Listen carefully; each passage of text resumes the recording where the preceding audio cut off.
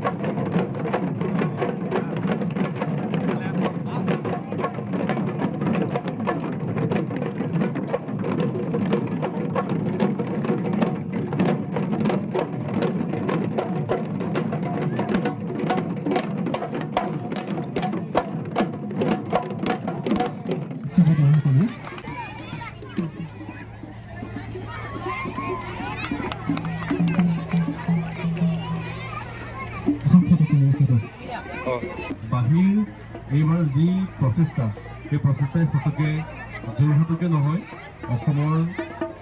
অসমক জিলিকাই তুলিছে বাহিৰ এই বিহু কৰ্মশালাই। আৰু এইবাৰ যোৰহাটৰ চুকে কোণে থকা বিভিন্ন গ্ৰাম্য অঞ্চলৰ পৰা বা নগৰৰ বিভিন্ন চুক কোণৰ পৰা আহি ছাত্ৰ ছাত্ৰীসকল উপস্থিত হৈছে।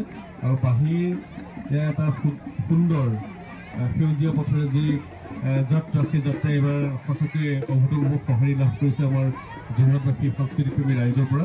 গতিকে আমি এই আপাহতে সংবাদ মাধ্যমৰ এজন সামান্য কৰ্মী হিচাপে আমি কামনা কৰিম আমি যিমান পাৰোঁ বাহিৰ লগত সদায় আছোঁ, ভৱিষ্যতে থাকিবলৈ চেষ্টা কৰিম।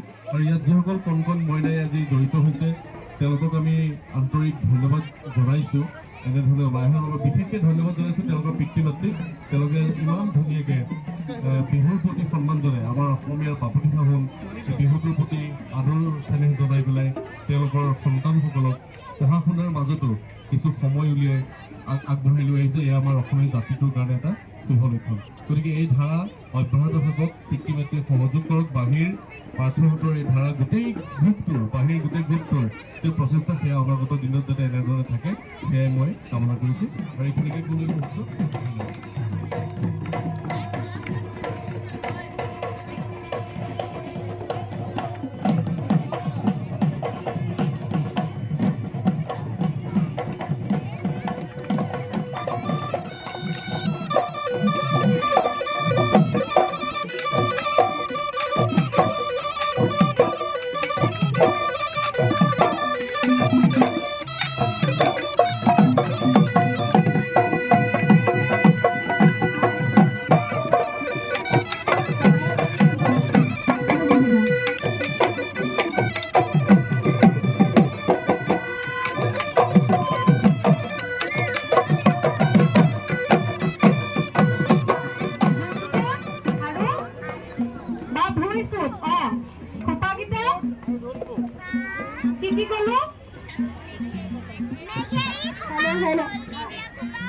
নেঘেৰি খোপা, কলদিলীয়া খোপা আৰু ঢিলা খোপা মনত ৰ'বনে?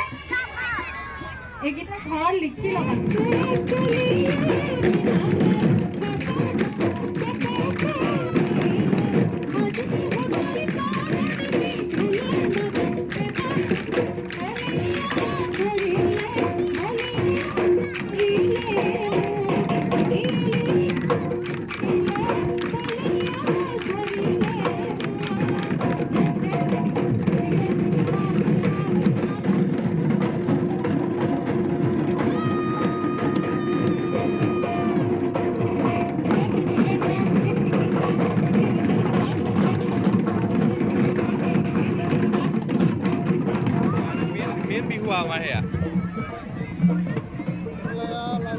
মেইন বিহু আজি 9টা দিনতো আমি কৰিলোঁহি। কাইলৈ অন্তিম দিন। আমি ইমান আনিয়ে ভাল লাগিছে। বতৰ যেনেকৈ যিমান ধুনীয়া আমাৰ নাচনীবিলাক খুব ধুনীয়াকৈ অনুসৰণ কৰিছে। শতাব্দী খুব ধুনীয়াকৈ শিকাইছে। তোমালোকেও ইয়াত লাগি আছা, সদায় দিনে দেখি আছোঁ। যদিও আহিব পৰা নাই তোমালোকৰ লাইভতে চাই আছোঁ, সেইকণো মোৰ সৌভাগ্য হৈছে আৰু ভাল লাগিছে। লাগি থাকা বাৰু, ধন্যবাদ।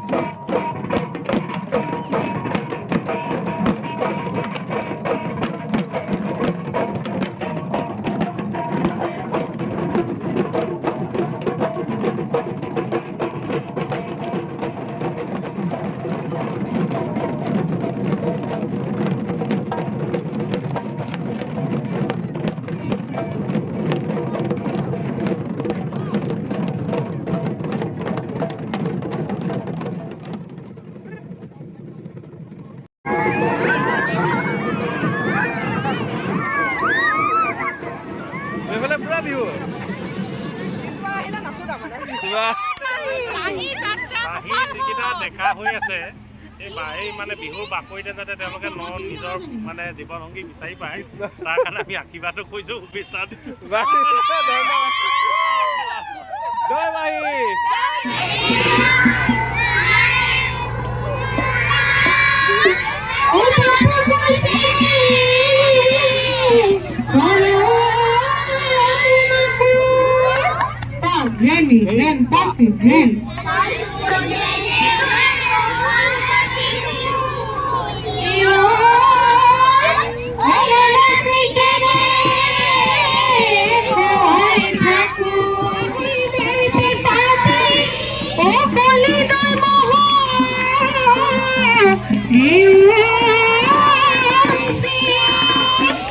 বজালে বজালে বজা বিয়া ও ফুলাম গাই বিহু আন্দি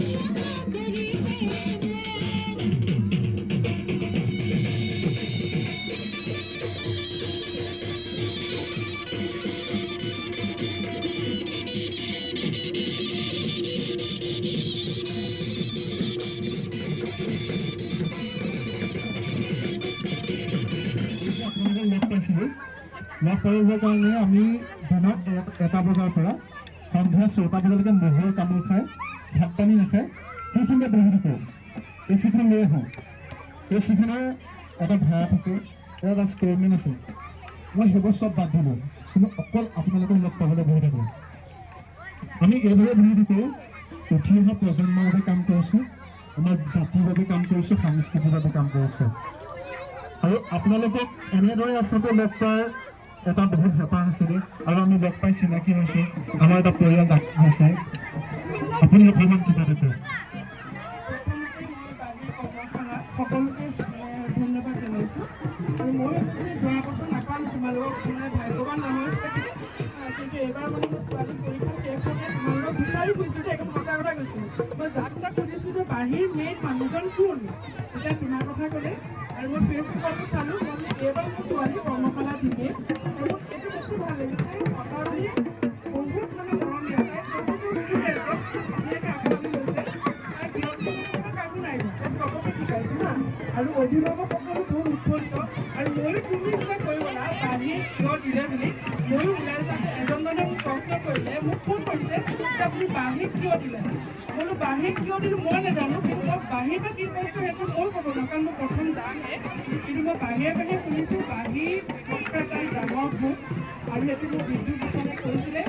আৰু ময়ো মানে ভাল লাগিছে, মোৰ ছোৱালীয়ে বহুত শিকিছে, তুমি দেখিছাই চাগে তাই বহুত শিকিছে। তাই মানে মোক কৈছে মা খুব ধুনীয়াকৈ শিকাইছে, ভাল লাগিছে। ইয়াতো মানে অভিভাৱকে মই কথা পাত শুনিছোঁ, তেওঁলোকে বহুত মানে ভাল পাইছে তোমালোকৰ কৰ্মশালাটো। আৰু ময়ো এটা কথা এইখিনিতে কওঁ, কাইলৈ প্ৰগ্ৰেমটো খুব সুন্দৰকৈ হ'ল। আমাৰ ফালৰ পৰা কিবা সহায় লাগিলে ক'বা, আমি সদায়ে আছোঁ। আৰু বিশেষকৈ পানীৰ গ্ৰুপত মই তোমালোকৰ নিয়মীয়া সদস্য সোমাম বুলি আজি কথা দিছোঁ। বাহী পৰিয়ালৰ প্ৰাৰ্থনাকে প্ৰমুখ কৰি সমূহজন কৰ্মকৰ্তালৈ আন্তৰিক অভিনন্দন জ্ঞাপন কৰিছোঁ। বাহীয়ে কেৱল শতাব্দী কলিতাক মাতি আনিয়ে ল'ৰা ছোৱালীসকলক জীৱনৰ আদিপাঠ শিকোৱা নাই, সুৰীয়া জীৱনৰ এটা আদিপাঠ শিকোৱা নাই। বাহীয়ে ল'ৰা ছোৱালীসকলক সুৰীয়া জীৱন দি এটা নতুন সাংস্কৃতিক মনেৰে সমাজত খোজ দিবলৈ শিকাইছে। সেয়েহে তালৈ আন্তৰিক অভিনন্দন জ্ঞাপন কৰিছোঁ।